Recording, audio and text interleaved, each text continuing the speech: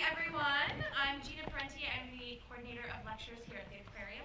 Welcome to our first lecture of the fall 2013 season in our new home, the IMAX Theater. Hopefully, I'm really glad that you all found it. I apologize for those that were waiting outside of our old space in the Harborside Learning Lab, but we will almost permanently be in here from now on in these comfy chairs in the IMAX. So please, please, please spread the word, tell your friends you enjoy coming to our lectures. We enjoy having you, and we love seeing familiar faces as well. So definitely tell your friends, your family, your coworkers, everybody about what a great time you have here. As always, generous support from the Lowell Institute allows the Aquarium to offer these fantastic programs free of charge and open to the public, so we're always grateful to them. We are joined this season by volunteers from the Harvard Extension School Environmental Club who will be helping check-in each week. So if you are familiar with the program, say hi, introduce yourself. We're very excited to have them. We have 12 fantastic lectures and films coming up this season, and I hope to see you at every single one. Next week, we are joined by Todd McLish, author of Narwhal, Arctic Whales in the Melting World. Narwhals, if you didn't know, are actually real. And truly a fascinating creature and not related to the unicorn. So there you go. But he's a fantastic speaker. We're really excited to have him. His new book is just out, and so I encourage you to come next week, and we will be in here next Thursday.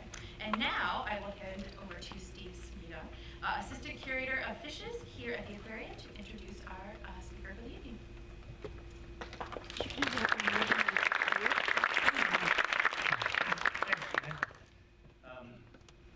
So I was asked to do this because I work with jellyfish, and Kakani came in to get a little tour, and she said, I've been here, and I think I've met you, and we started dropping names, and it turns out we know all the same people. It's a very small, incestuous world of people who work with and study jellyfish. At the California Institute of Technology, Dr. Kakani received an MS in aeronautics and a PhD in bioengineering.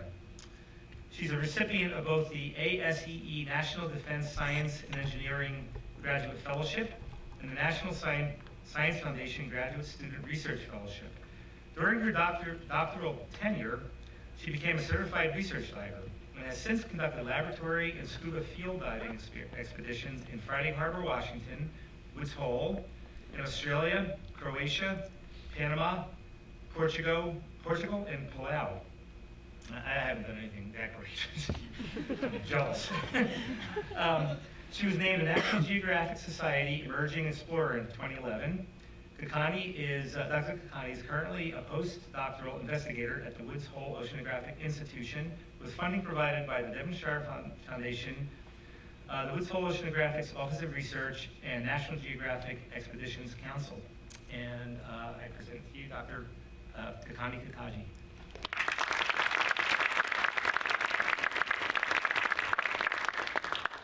Everyone.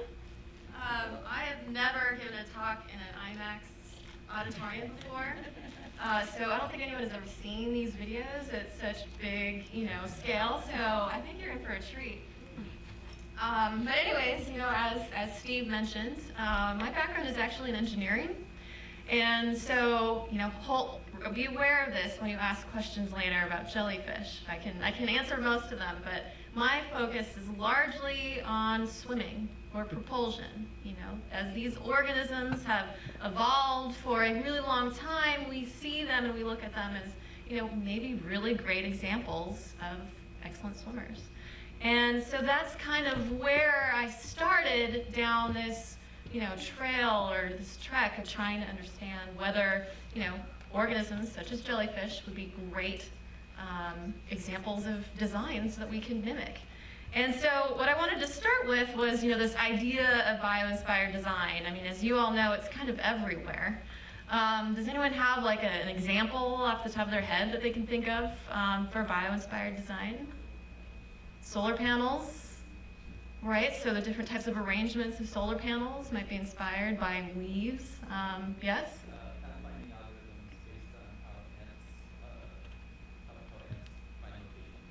Okay, exactly, right? We're inspired by ants and how they find certain paths and how those algorithms actually work. Yes?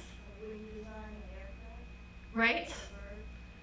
if only it was more closely inspired by the organisms, right? But I mean, it's true, right? We look at birds and we always get these inspirations in terms of how we want to design an air vehicle. I think I'll take one more. Okay. Shark's tentacles, as an inspiration for marine paints to produce drag. Right. Shark denticles, right? Those are those cells. Here, Michael Phelps, remember him?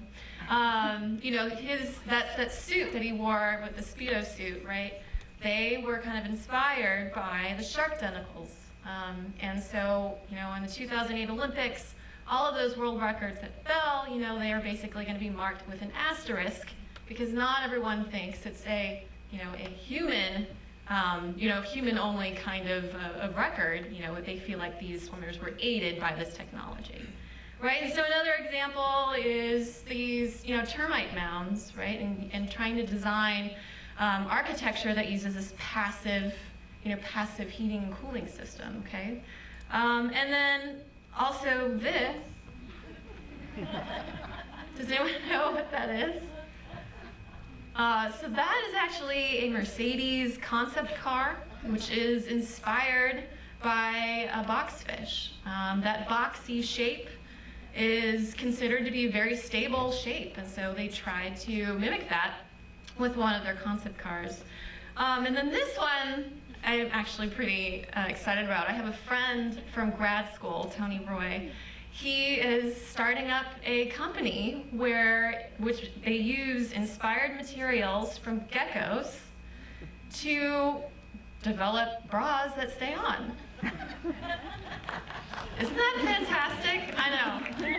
So, Kelly K Apparel, if you ever want to check it out, I'm excited about it.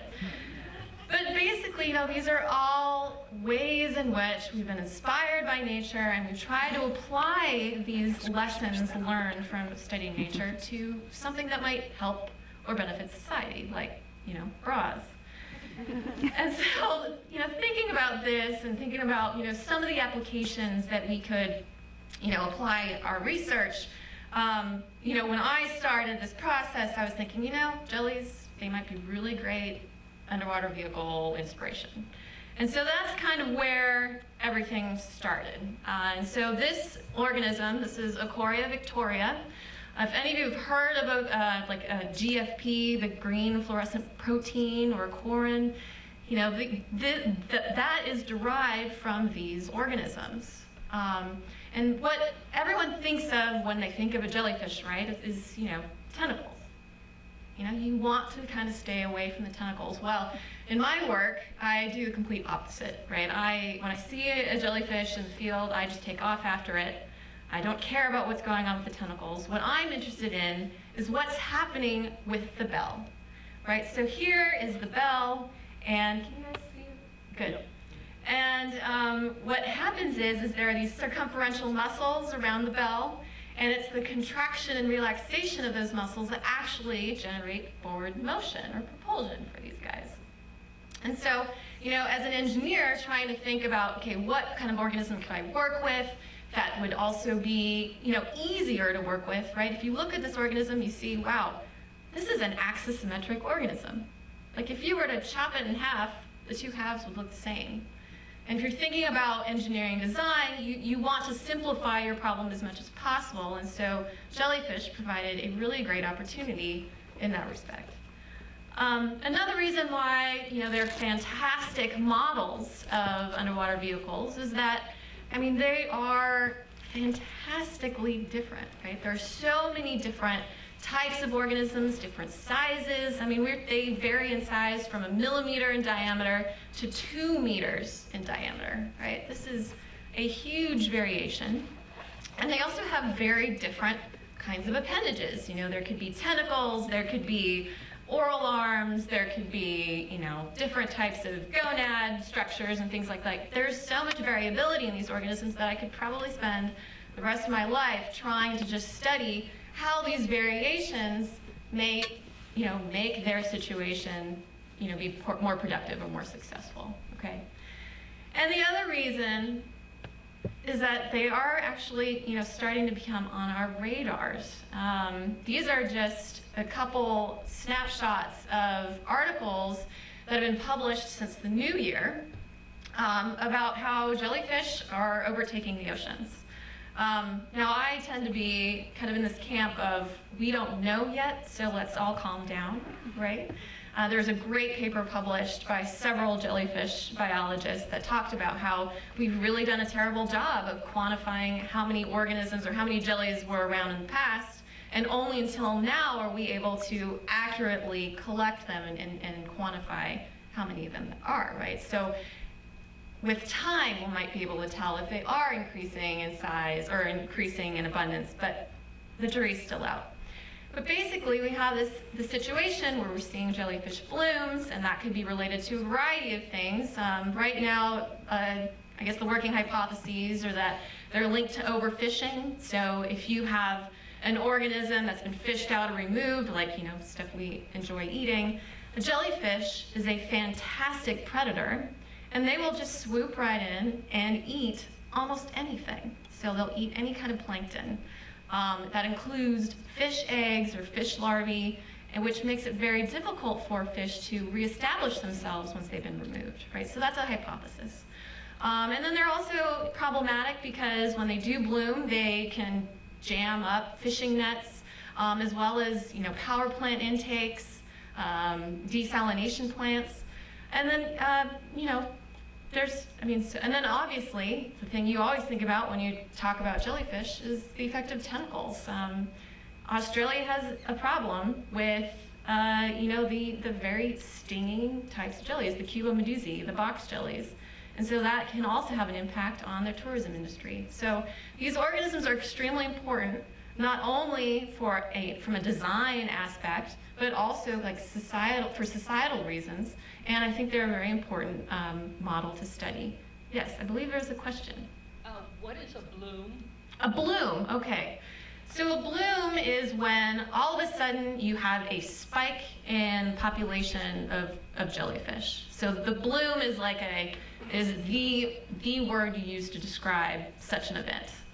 And there are various hypotheses floating around as to why or what causes blooms. And as I said, it might be related to seasonal variability of their prey.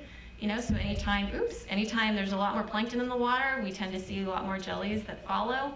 And then they're also linked to nutrients, like if you have a big rain event and you have a lot of runoff with a lot of nutrients that then increase or spike the plankton population, and then you see more jellies after that. So yes, a bloom is the scientific term for large numbers of jellies. Okay, any other questions? I want this to be as interactive as possible, so where are we? Oh, and then Woods Hole, which is where I am right now, this summer we had some really strange visitors. It's not very often when you get to see Portuguese man-o-war. And there's also some concerns that with an increase in water temperatures related to climate change, you may start to see these more dangerous, more toxic jellies expand their range. Okay, so that's also, yes, I have a question. What's the difference between jellies that have tentacles and those that do not? Tentacleless? No. The difference between jellyfish that have tentacles and jellyfish that do not have tentacles. Your illustration earlier had a couple of varieties that appeared not to have tentacles. Well, so the question is, what's the difference? And in actuality, and with a lot of the organisms I've worked with, they all have tentacles of some form or some way in which their nematocysts or their stinging cells are distributed. And so, you might not be able to see them very well, but normally they're attached at the bell margin, but they're not very long. I don't know if Steve has anything to add to that. There are a couple, some of the rhizostomes use mucus. Right. Yeah. Right. Most of them. No, that's true. So then, there's going to be a couple of videos here showing you rhizostomes are the ones with just this huge mass, a passive oral arm structure. They actually have their nematocysts that cover the oral arms. So, there's so much variety in the ways in which they distribute these nematocysts or these stinging cells. I'm actually not going to talk at all about nematocysts. That would be a totally different hour because they're such exceptionally designed systems. So, any other questions? And we're also going to have a Q&A at the end too. So, feel free. Okay. All right, so what I want to start, or at least try and get an idea of how we go about trying to understand jellyfish swimming, is we use a variety of methods to do this. And obviously, you think of an organism that's moving in its medium, and you can actually learn a lot about that swimming or that behavior by studying the medium alone. Right? And so in this situation, when you have jellyfish swimming, they're moving and interacting with their environment, their fluid environment. And so we infer a lot from the motion of the fluid that's induced by the animal swimming. That then gives us information about the design, about the efficiencies and performance and so on. And so one of the ways that we analyze or study these fluid motions is using dye visualizations. And when I was kind of brought on board to this project, it's, the stuff I'm talking about today is a huge collaboration between myself, Jack Costello at Providence College, Sean Colin at Roger Williams University, and John DeBeery at Caltech. When the engineers were brought on board, we brought a little bit more of a quantifiable way in which we could look at these fluid motions. So what you see here, right, these are beautiful dye visualizations. This is the green dye that you see in the water, that's fluorescein, and that's added to the water by a diver who just places a pipette full of this dye in front of the organism, squeezes some out, and as the animal's swimming through this dye, you can really clearly see how those fluid interactions are. And what you'll also notice is that for every contraction and relaxation in this swimming cycle, you see this roll-up of fluid, and that's what we call a vortex or vortex ring. And so by understanding how the organism manipulates the fluid or creates these kinds of vortex rings, we can actually measure, or we can actually quantify, right, the performance of this organism, the efficiency of its swimming, and so on. But we needed another method.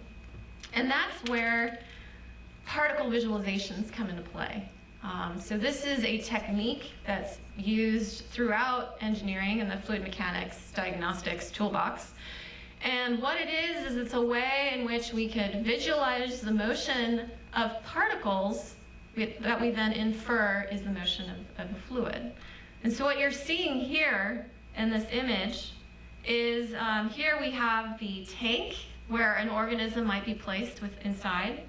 And inside this tank we've added particles, so like either glass beads that have been coated in some gold or silver.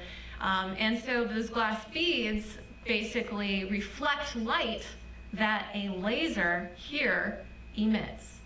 So we have a light source, this laser that has a very, like a sharp beam, and then it's shined through some optics to create a really thin sheet.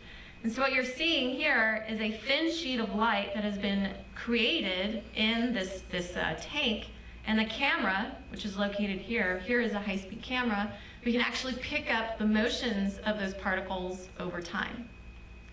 And if you have particle displacements over time, what you get are velocities or velocity fields.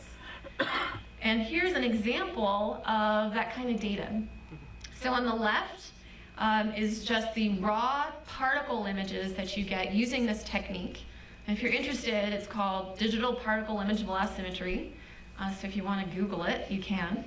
And what you see is as the organism, in this case, this is Aquarium victoria, as it's swimming through the water, you can see that as it's swimming, it is moving these particles.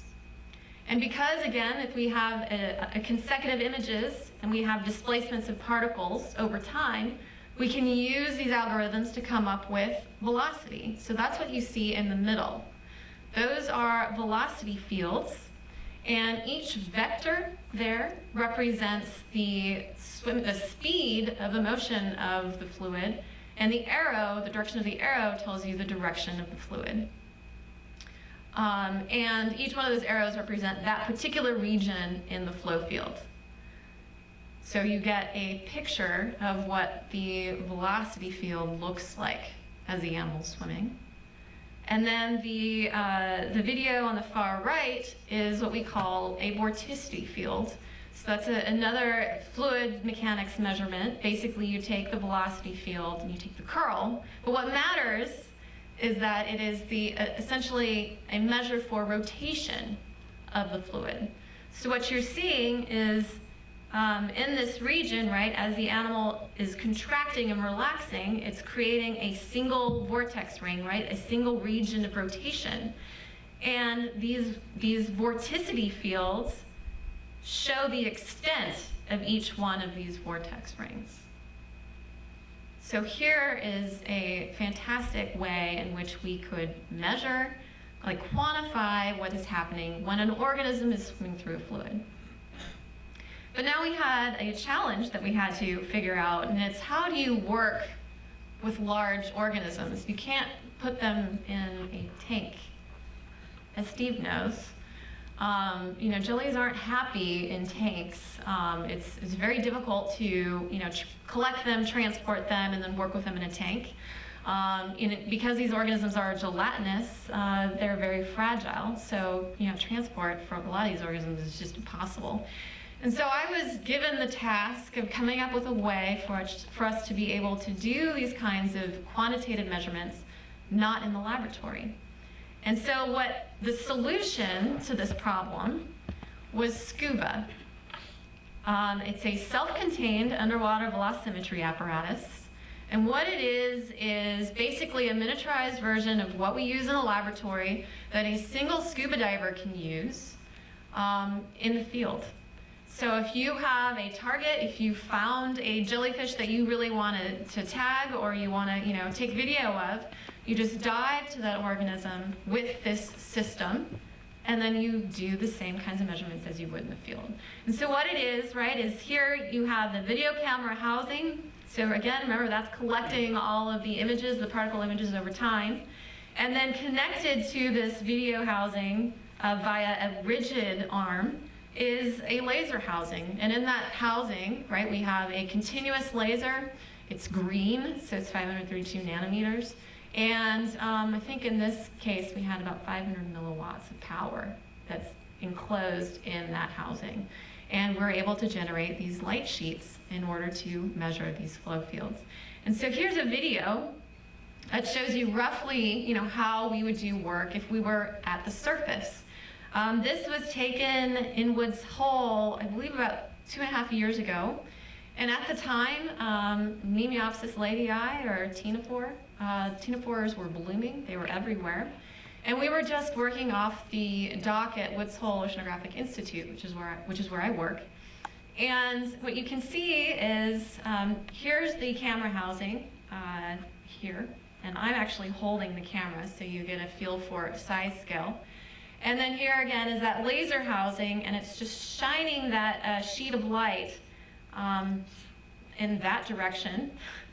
And then the camera is just capturing the motion of any particles that are located in that laser sheet. Now, what I want to point out, right, is in the lab, what we do is we add particles to illuminate the flow, right? But when we're in the field, we actually don't need to do that.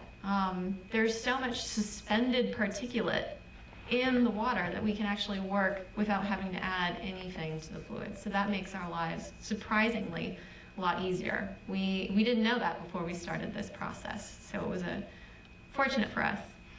But obviously, not all organisms are located at the surface, and so in order to do that kind of work, we have to also bring in another method called blue water diving. How many of you have heard that before? Of course. Yeah. So blue water diving is a technique that researchers use when they're searching for organisms. It's a technique that you undergo when you are in a situation where you may lose divers or you have bad visibility. But basically, all of the divers are attached to each other and to the surface through like a combination of lines. And because you have additional lines that are thrown into the situation where you're trying to actually do science, it can be pretty complicated to work. And so you also have an additional diver who's there acting just as a safety person to make sure everyone's okay.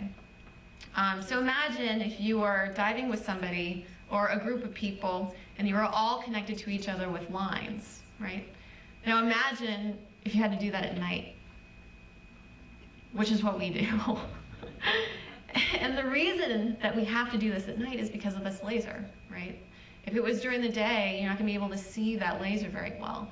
And so that is why we had to do dives at night using the blue water diving technique. I mean, let me tell you, logistically, I think it's a nightmare. But if we're successful, I mean, the data is fantastic. And so what this video shows you is what we go through when we're doing these kinds of dives. So what you're seeing in green are glow sticks that we've attached to each diver in the water. And right now we are about 90, 100 feet in the Adriatic Sea, so we're 100 feet deep in the Adriatic Sea, where our bottom is about half a kilometer away, right? So we're suspended, we have no idea, we have no reference. But basically what we do is when we see an organism, we target it, we move closer to it. This is Solnicis, a vertical migrator. And once we are happy with this white light data, where we get kinematics, we then turn off the white lights, and then we turn on our laser sheet. And what you get when the organism swims through this laser sheet is this. Right? This is raw data from that particular dive. So a couple of things to keep in mind, right? So we had to be at 90 feet because that's where the organisms were. These particular organisms escape or avoid light. So in order to get to 90 feet, we had to do it completely in the dark. And then once we hit 90 feet, then we'd turn on our lights so we can actually find the organisms. And then fortunately, I'm holding the camera. That diver next to me is just there, making sure I don't get tangled in lines or that there's a big predator around that I don't see. So, I mean, it's a lot of work to get this data, but when you do, it's absolutely beautiful and totally worth it. Yes.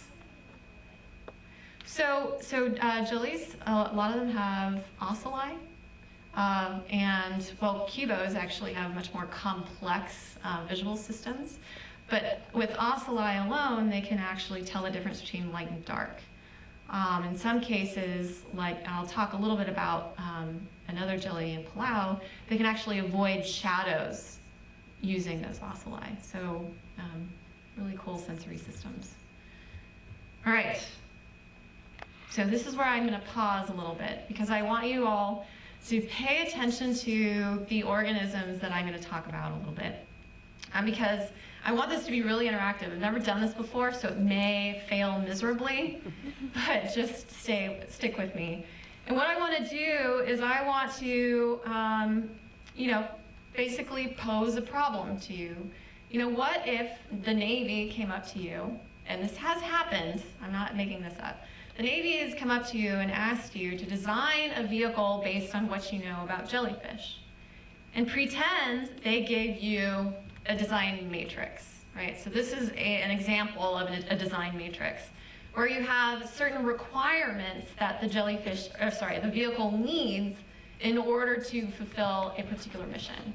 So here on the left, you have the two requirements for different vehicles. You either want a vehicle that's a long-range type vehicle, so it can go very far on pretty limited power, or a short-range vehicle, right?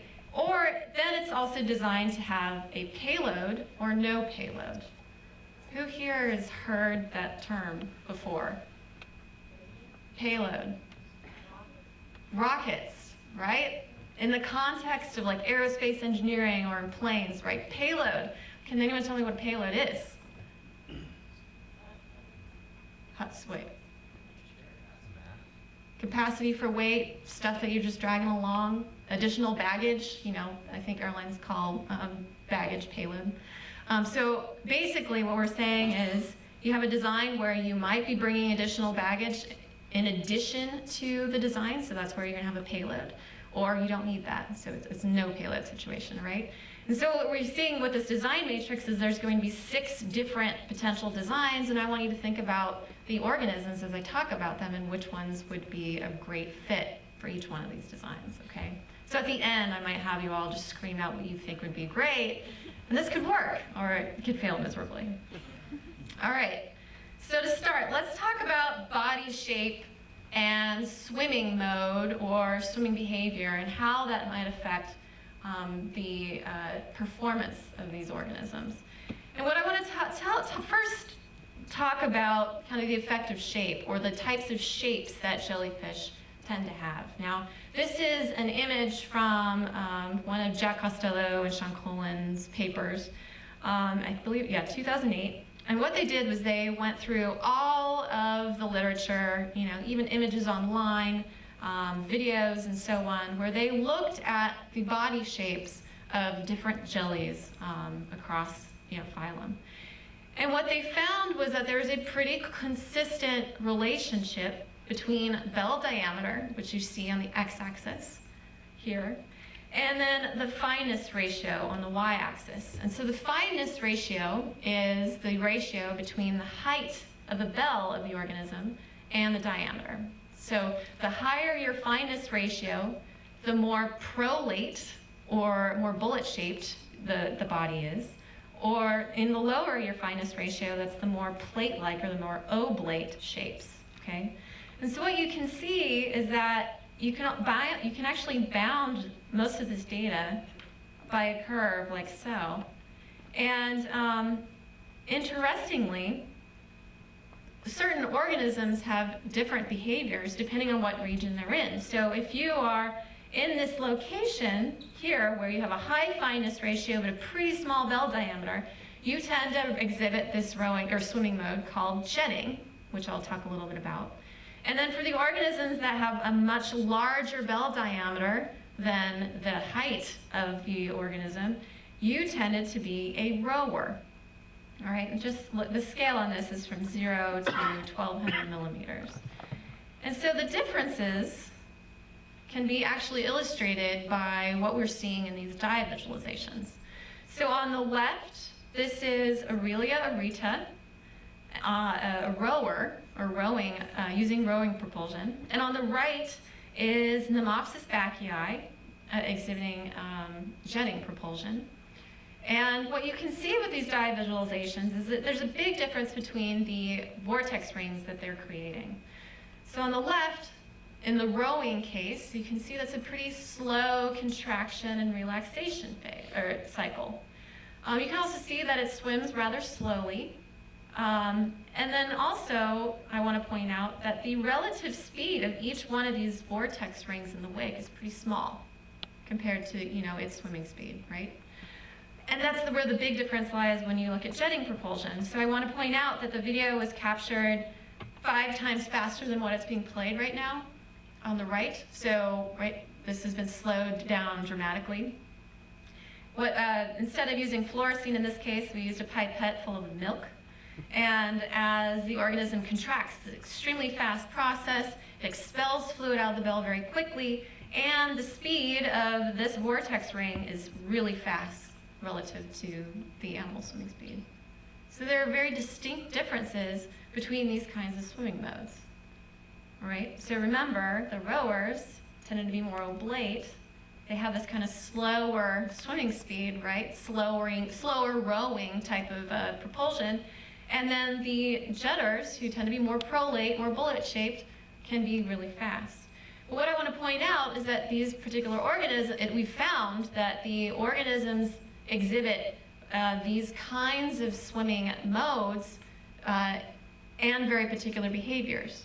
So the organisms that row actually swim all the time, and while they're swimming all the time, they're actually feeding all the time.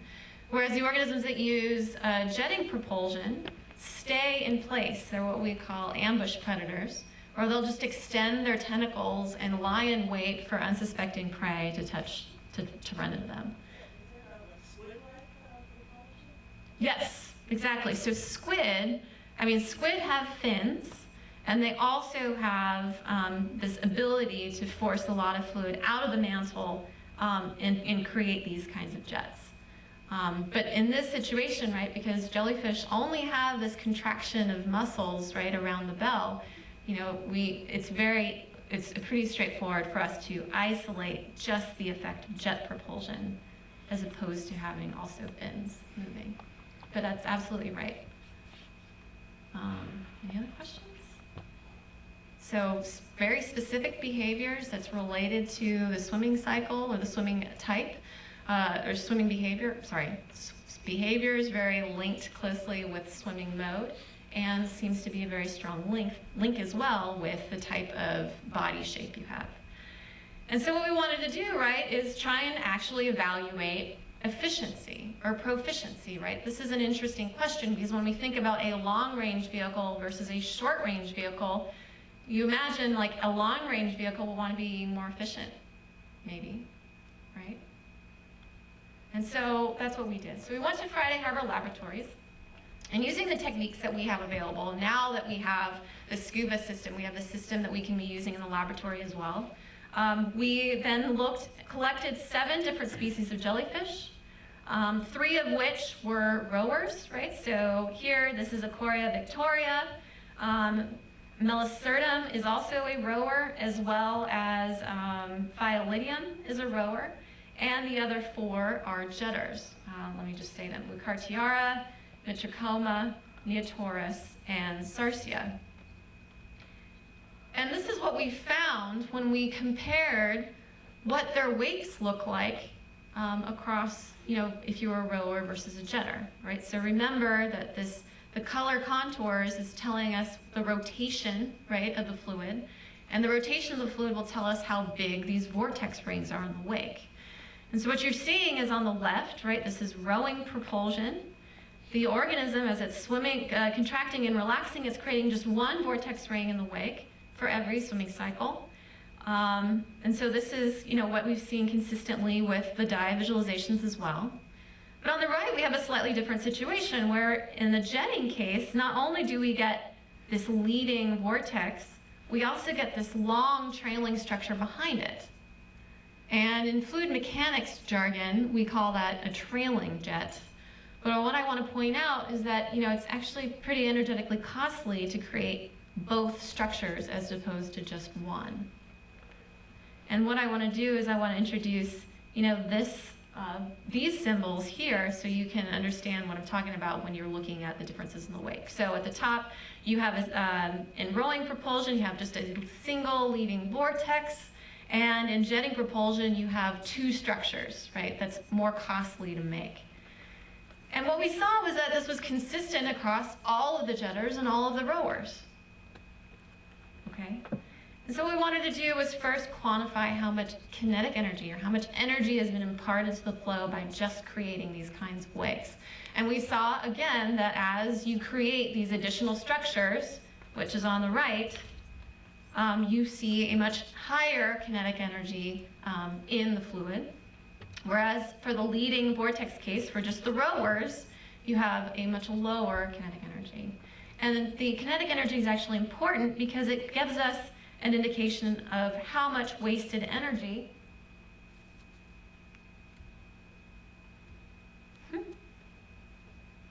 Gina, it's happened. It's stuck. Oh, here we go. And so what I want to do is, these are the only equations in my talk, is to give you 2 metrics that we've used. The first is proficiency. So it's this measure of how fast an organism can swim, like what's the maximum swimming speed relative to its size. And then the second one is propulsive efficiency. Now I know just reading, you know, papers or maybe articles in the news, you know, the word efficiency is thrown around a lot. But it has a very specific definition. And so when you think about efficiency, you know, obviously people think about cars. I think it's, you know, talking about how many miles per gallon you get. But basically what it is, it's a way to quantify how well a system does something with the energy that's available to it. So think about it in terms of, on the top, the numerator. It's like the useful work. So if you had X amount of energy and you were trying to use that energy to do something, right? Basically, efficiency is how well it's done something given all that energy, right? So that's what this equation is. And in terms of propulsive efficiency, what the useful work is its ability to overcome drag, right, as it's swimming. And so this top here is useful work, and the bottom is the total work. And the information that we get from the wakes gives us the loss, like how much energy is lost in that conversion process. Okay, so using these two metrics, we can actually do a great job of comparing swimming across these species of jellyfish, but we can also apply it across all organisms that swim or move. And in the biomechanics literature, this is a very popular way to do that.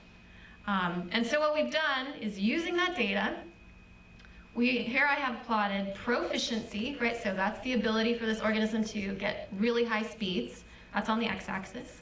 And on the y-axis, this is efficiency, swimming efficiency.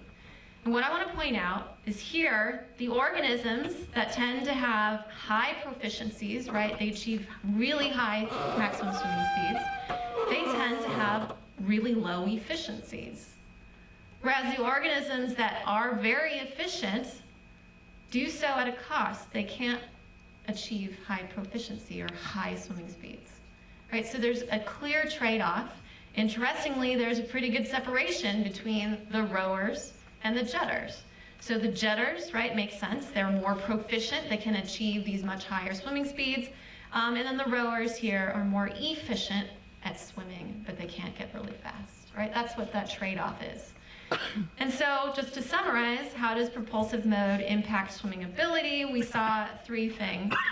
The first is that jetting is more proficient than rowing, and that wake energy for jetting is higher, which then means that rowing is a little bit more efficient. And so if we go back to that matrix, right, help me fill this in. So for a long-range organism, a long-range vehicle, you want to be a rower, right? What does that mean for your shape of your body? Yeah, you're more oblate, right? So you're more oblate, right? And so if you want a vehicle that's long range, you would be inspired by a jellyfish to make something that was more oblate, right? And then here for a short range vehicle, efficiency might not be so important. You could be more proficient, you can be really fast. So then what kind of body shapes would you utilize? Prolate, bullet shaped, right? So great. Now we've already started populating this matrix. Okay, any questions? Because we're gonna do this again. Why does the bullet-shaped organism, why do they want to go fast to a place? Is it to get food? Do they want to go fast to another area to get food? Is that it? Right, so remember I was saying that there's a very close relationship between these organisms, their body shape, their swimming modes, as well as their behavior. So the organisms that are jetters, they tend to be more prolate. They are what we call ambush predators. And so that means they just lie in wait, they just hang out with their tentacles fully extended and wait for something to run into them. And once they've cleared that region, they'll swim very quickly to another. So, I mean, that's at least what our hypothesis is, right? Yes, another question. With the rowers, could they relate more to reciprocating engines, and the jetters more of a ratchet in the system? Possibly. I mean, that's, can everyone hear these questions, or do you want me to repeat them? Okay, I don't know if I could repeat them, but he's basically, asking, different types of ways in which you could mimic this kind of swimming, either using a ratchet or recirculating engines, reciprocating, thank you. It's possible. I mean, I haven't done it, but you definitely see analogs with our engineering, the way we've engineered systems with what these organisms are already doing. Right. Yes. Would you find rowers and jetters at the same depth, or are rowers tend to be higher in the column, or are they? Okay. Question was, Do you find jetters and rowers in the same place, or do you see them maybe separated by depth? Really great question, because I don't know the situation everywhere. But I can tell you, in Friday Harbor, where we did this study, we collected 7 different species that were co-occurring, which means they were in the same spot at the same depth at the same time. I think the reason why that is possible is that these organisms are optimized for very particular niches. So as a lot of these, some of them rowers, they'll hang out, they won't move anywhere, right? They are very, they're targeting very specific prey, whereas the rowers tend to target different prey. So that's why you can see situations where both rowers and jetters are in the same spot. But I can't say for every situation. Any other question?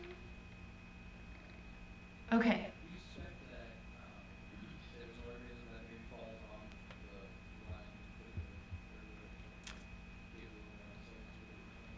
line. Okay, so the question is there an animal that fits on that curve? Remember the diameter versus fineness ratio? Well, I mean, you could define a bounds anywhere, right?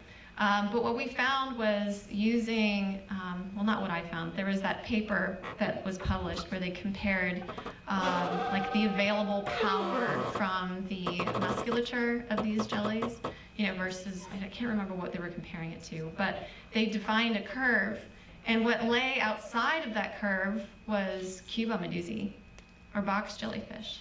So they seem to be an exception to that rule that we were, expecting. And I think that's largely related to there's a lot of differences between Cubos and other jellyfish. A very sensitive visual system. They have this valerium, which is a flap that actually does a lot of the motion, or a lot of the swimming motion, as opposed to a lot of bell motion. So, I mean, we don't know like the whole extent of it. We did just publish a paper though on Cubos, which could, if you're interested, but we do talk about the effect of the valerium a little bit more. Okay, you ready for the next bit? So what about the payload, right? And so this next question is, how do passive appendages impact swimming ability? And so here I'm just gonna give a couple examples. Did you know that there are jellyfish that have upstream tentacles? Right, whenever you see pictures of jellyfish, right, the tentacles are normally trailing behind them. There are a couple jellyfish species that actually place their tentacles in front of them. So what you're seeing here on the left, this is Sarsia tubulosa. That's kind of the traditional way in which we see jellyfish, right, with the tentacles trailing along behind them. On the right is Craspidicusta sowerby. I also showed you that video earlier of Solmissus, which also had its tentacles in front. And actually, it's funny, Craspidicusta is what we call a cosmopolitan species. You can find them everywhere. Same as like moon jellyfish. You can find them anywhere. And we actually found this particular organism in a freshwater lake in the middle of Connecticut. I don't remember where, so I can't tell you exactly where. But all I knew was it was in Connecticut. And anyways, so I didn't know that much about jellyfish when I started this project, and when I heard that there were upstream placement of tentacles, I was shocked. But what I want to point out is, of the organisms that I've worked with, all the ones that had upstream placement of tentacles were rowers. They weren't jetters. And so the differences, right, between these two, here you've got the long tentacle structures, that's the traditional classical way in which we think of jellyfish. Here are the tentacles on Craspidicusta. It's all attached at this bell margin area. And then in addition to that, Sarsia has a manubrium, where its stomach is located at the end of the manubrium, right? Isn't that awesome? Yeah. So if we look at what's happening with these tentacles, what we were really surprised about was kind of how invisible a tentacle was, at least in terms of like its hydromechanics, its hydrodynamics. So what you're seeing here is, again, the same, particle image velocimetry videos. On the left, though, is a very, very, very small juvenile Sarsia tubulosa. So it's about 1 millimeter in diameter. In the middle is an organism, I think it's about 3 or 4 millimeters in diameter.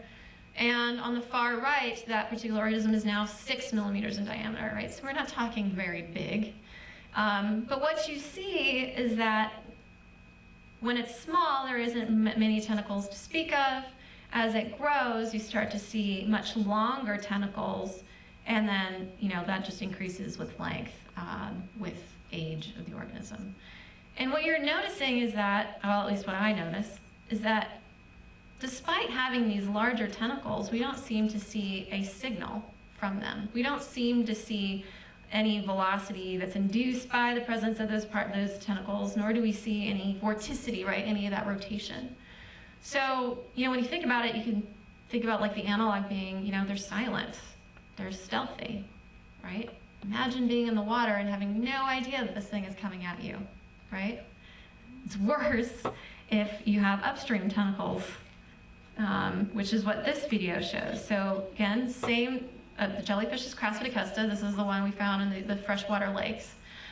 And so the tentacles are here, positioned upstream. And as it's swimming, you don't see a signature in the flow field due to those tentacles.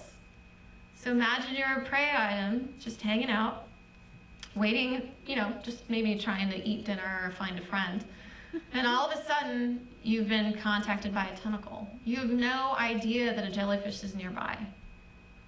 Fantastic, right? For the jellyfish. All right, so this is kind of what we saw with a lot of other jellyfish that have tentacles, right? So tentacles are kind of silent. And then a structure that I haven't had much experience with until we went to Palau. Palau is in the South Pacific. Have you all heard of Jellyfish Lake? Anyone? Wow, there's a lot of people here who've heard of Jellyfish Lake. Have you been to Jellyfish Lake? Anyone? You have?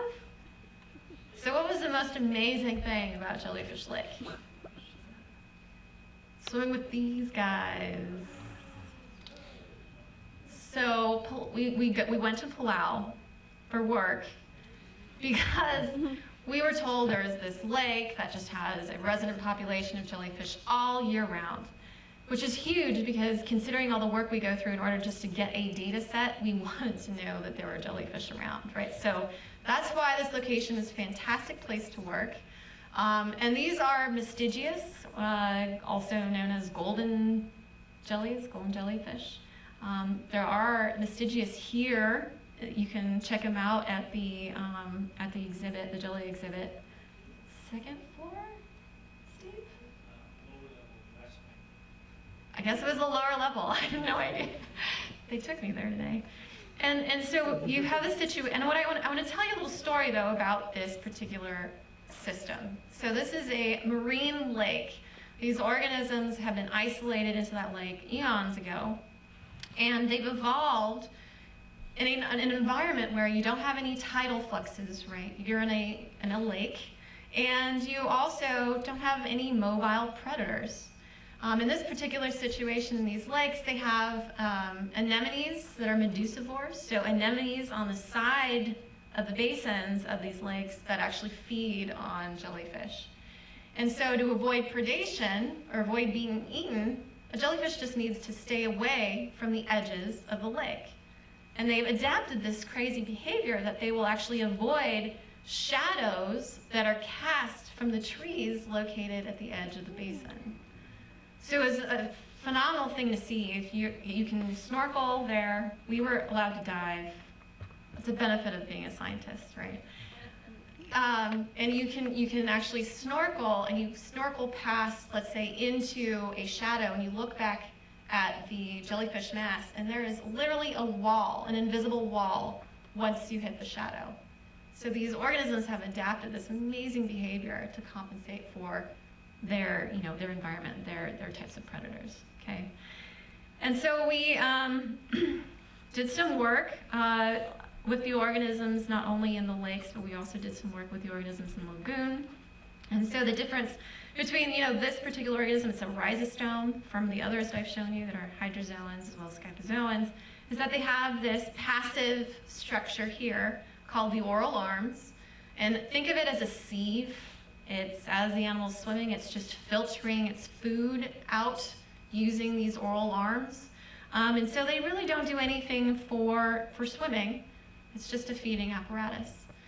And in a paper that we published in 2009, we were actually really focused on this effect due to swimming. What you see with these dye visualizations is as the animal swims through the initial dye patch, you start to see like this volume of fluid that's following the organism, right? You can really see that with the dye. And so it's this effect of having this really passive structure that's, a bluff body. This is what we call added mass. So as the animal's swimming, it's also having to pull all of this fluid along behind it. I imagine that that's not an easy thing to do, right? That's not what you want to do if you want to be swimming efficiently. And so what we did, and thanks to Steve, I don't know if he remembers this, but Jack and Sean had actually grabbed some Phylorhiza a couple years ago, and we did an excision experiment just to see how much that oral arm structure will have an effect on its swimming. So Phylorhiza is also a rhizostome. I believe they're also on exhibit, aren't they? Yeah, so if you want to see them up close, they are here.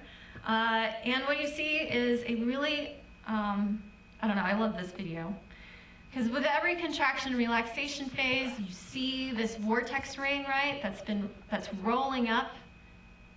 But then you also see this additional signature in the fluid. It's all that fluid that's actually being dragged by the organism as it swims.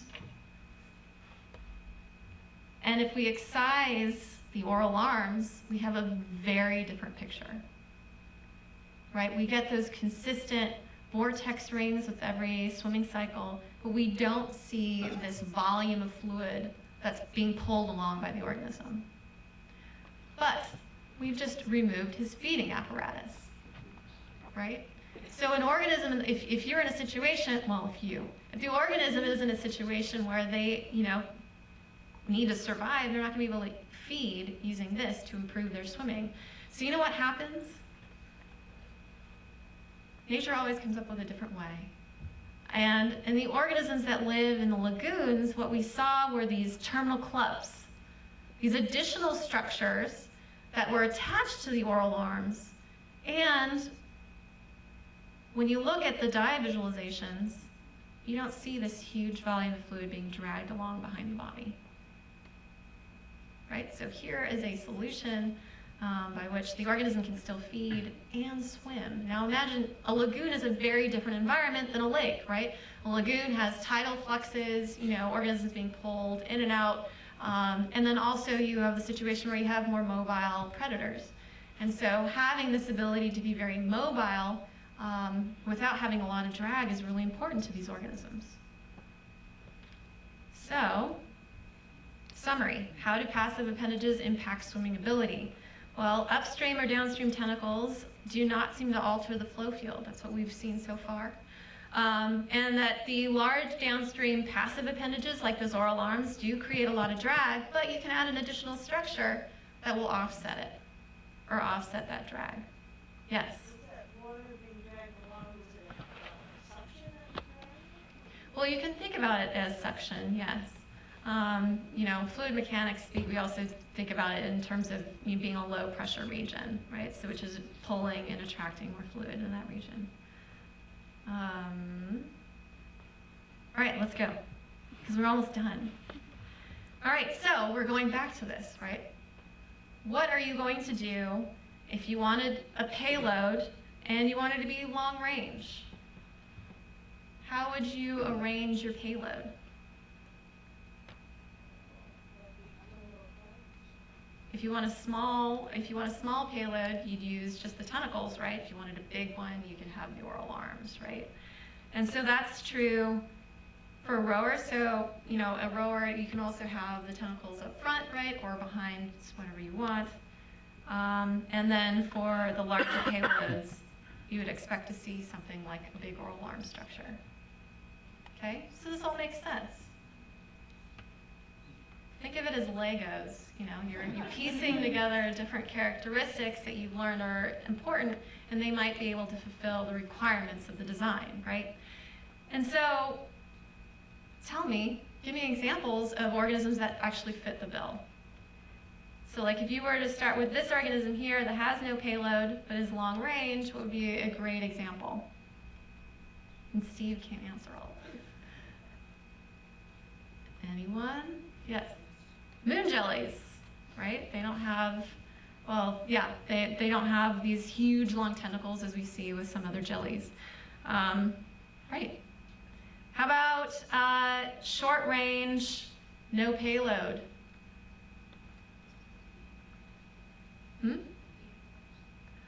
Well, so ctenophores are a little bit different because they don't use these two swimming modes. They actually rely on hairs or cilia.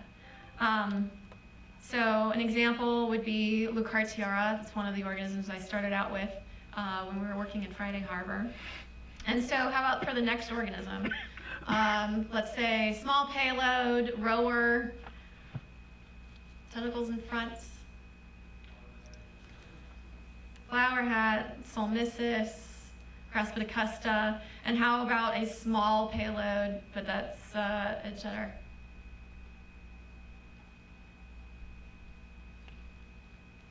Sarsia was a great example. There's a couple others. And then for the large payload rower, the lion's mane could work. I didn't talk about those at all, but then also all those mystigius that we were talking about, right? The ones in Palau. So now this next one is kind of a trick question because I don't really know. I have a hypothesis. I didn't even talk about it. I'm just wondering if you can piece it together or if you've even heard of these organisms. So think about it. If you had a really small bell dragging along a very big body, could you do that with a single bell? How about with more bells?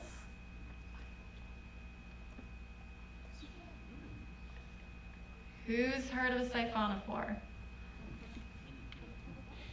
Okay, my hypothesis is that they do this. I haven't really worked with them that much. How many? So this is a siphonophore. They are spectacular. And right now they're my favorite organism. And I'm actually going to be moving out to Monterey to study them a little bit more because they are in actuality the most abundant organism in Monterey Bay, like gelatinous zooplankton-wise. And the reason why they're so spectacular, right, is their arrangement. I mean, the siphonophore is a colony of organisms, right? So it's not a single jellyfish, so to speak. It is divided up by zooids, and think of zooids as an organ. Or here at the top we have a nematophore. That's what actually controls its buoyancy, you know, what depth it's going to be located at. And below that, it has a nectosome, where each one of these little units here are called nectophores, and they all create jets. They are all involved in swimming. And in this region behind it, or below it, it's the cyphosome, and that's where everything else hangs out. That's where you have feeding apparati, I love that word, apparati, defensive mechanisms and reproduction, so on. So the zooids below the nectosome do all the other operations. And so here is another dye visualization, and with the dye you can see how each one of those nectophores are firing off.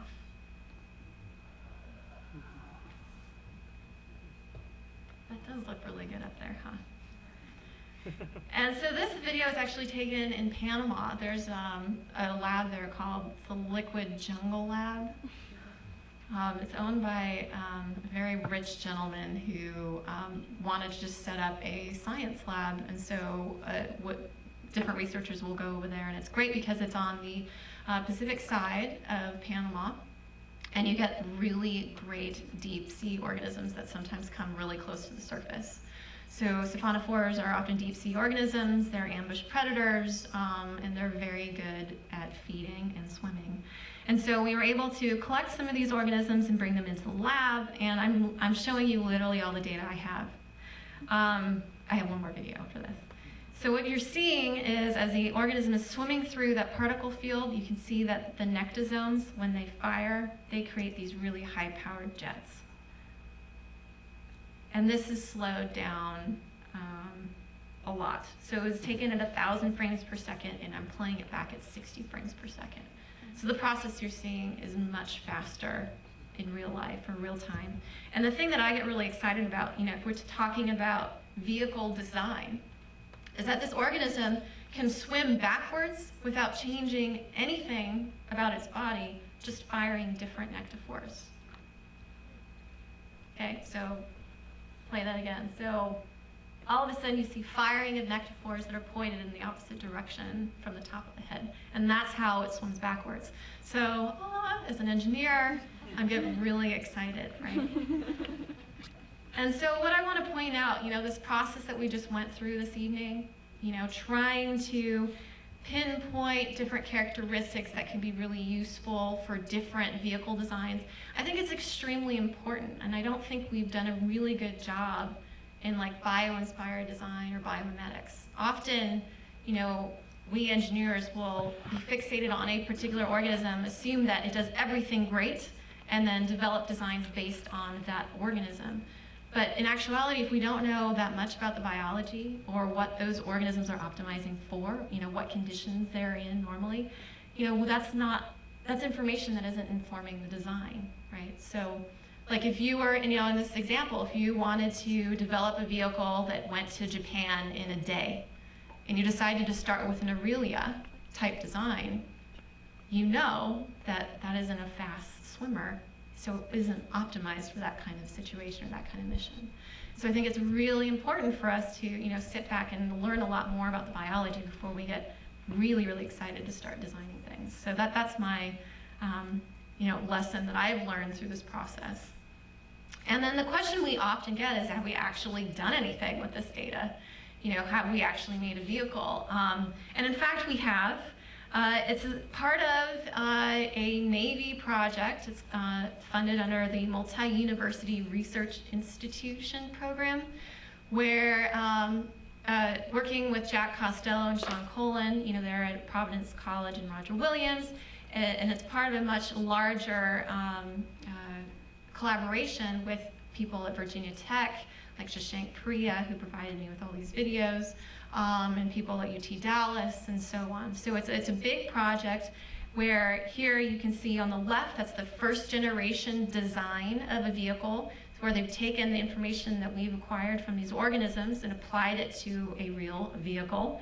And then on the right, what you're seeing is kind of the third generation, which is inspired by Cyanea or a lion's mane, which does actually achieve very large diameters. So what you're seeing is a picture of all the grad students swimming around with it at Virginia Tech. So, we are moving somewhere with this, and, our long-term goal is to expand the kinds of applications. Instead of just underwater vehicle design, we're finding that we can apply this to a lot of other areas, not just in transportation. But before I end, I just want to thank a ton of people. As you heard and learned, in order to get this data, it takes a lot of people. And because this is such a multidisciplinary area, lots of different people have thrown their ideas into this project to come up with, the final product. John DeBerry, Sean Collin, and Jack Costello have been really important to me in my process as I've progressed. And then in Mike Dawson, we've worked with him in Palau. Monty Graham, he was actually involved in some of our work in Croatia. And Hoshu Jung is somebody I'm working with closely now at Woods Hole. And then finally, diving support. It's kind of a party out there. It has to be. You have to have, be positive to get through some of those dives. So Eric Close, Daryl Montague, Mike Schott, Kelly Sutherland, and Holly Swift, among a few people, or many people. So with that, I want to thank you for your attention. I'm going to leave you with this video because I think it's pretty cool in this auditorium. And thank you for your attention.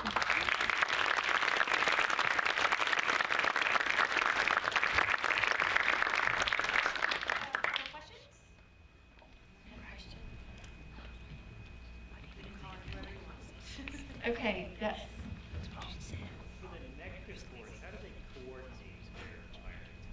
The question is, the nectophores, how do they coordinate their firing? We don't know that much about them. We know that information is passed along the stem, the central stem. That's where we see the nectophores budding off. But we don't really understand the control dynamics of it. So that's something that we will definitely be looking at.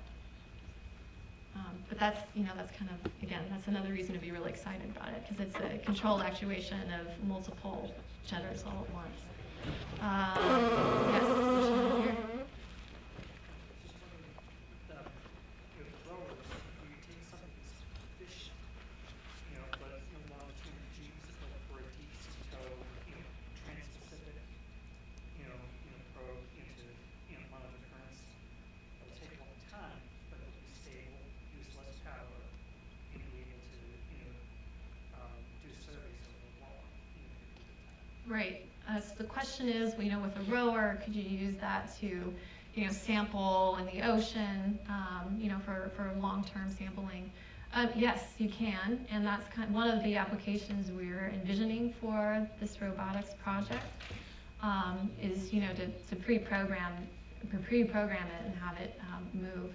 And actually, the people at Virginia Tech, they've developed ways in which just using hydrogen, or they basically have a fuel cell on board, and it can convert energy from hydrogen, and so they don't need additional batteries. If you do a Google search for robo-jelly, there's a lot of information of it online, and there's also video too on YouTube showing more of its capabilities. And another thing is we're also developing tags right now that will attach to a jellyfish, like the actual tissue. And so we're interested in doing some long-term monitoring as well, because we don't know where these animals go, and like what kind of energy expenditures they're dealing with after traveling long distances. Something I didn't get across very well is that some of these organisms travel huge distances. There's a lot of vertical migrators. So vertical migrating is a behavior some organisms use to feed and avoid predation. So organisms will hang out in deeper parts of the ocean during the day to avoid being eaten by organisms that use visual cues. And then at night, you'll actually go to the surface to feed on plankton, and then repeat that process every day. And imagine that some of these jellies will actually move 1 kilometer or 500 meters each direction every day. I mean, these are long distances. And so, understanding energy expenditure in traveling distances as long as they are is really important. Yes? It's interesting looking at how evolution takes whatever the mission is of the jelly and shapes the jelly to accomplish the mission.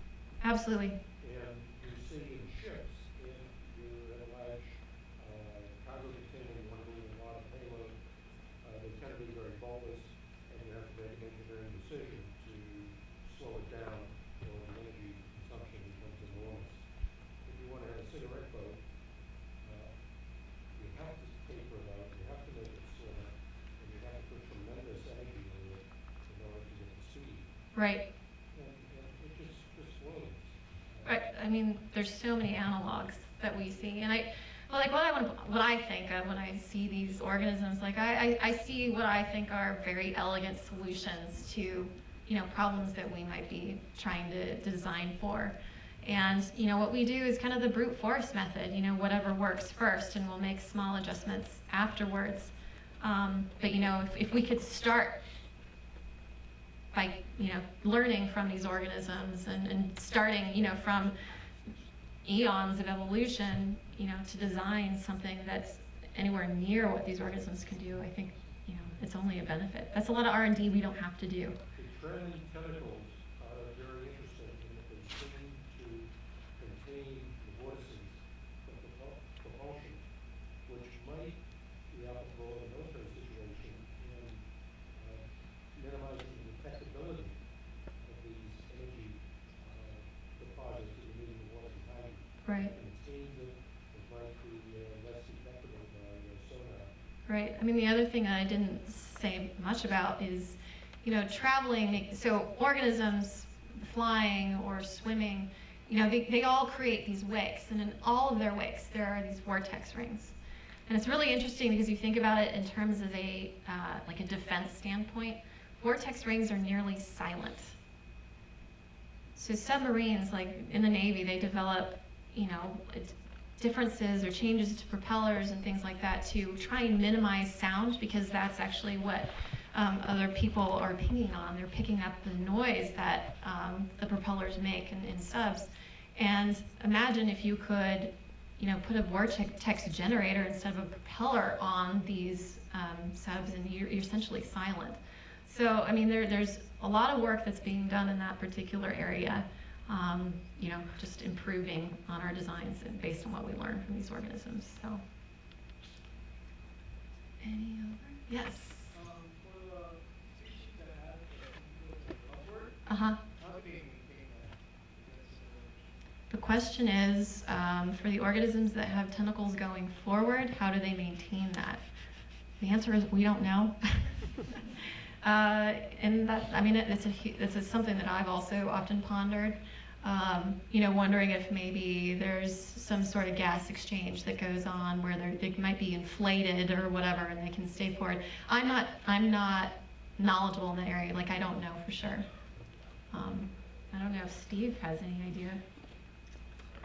The upstream tentacles. Do you know how they maintain their orientation? Right. Yeah, I don't know many that do.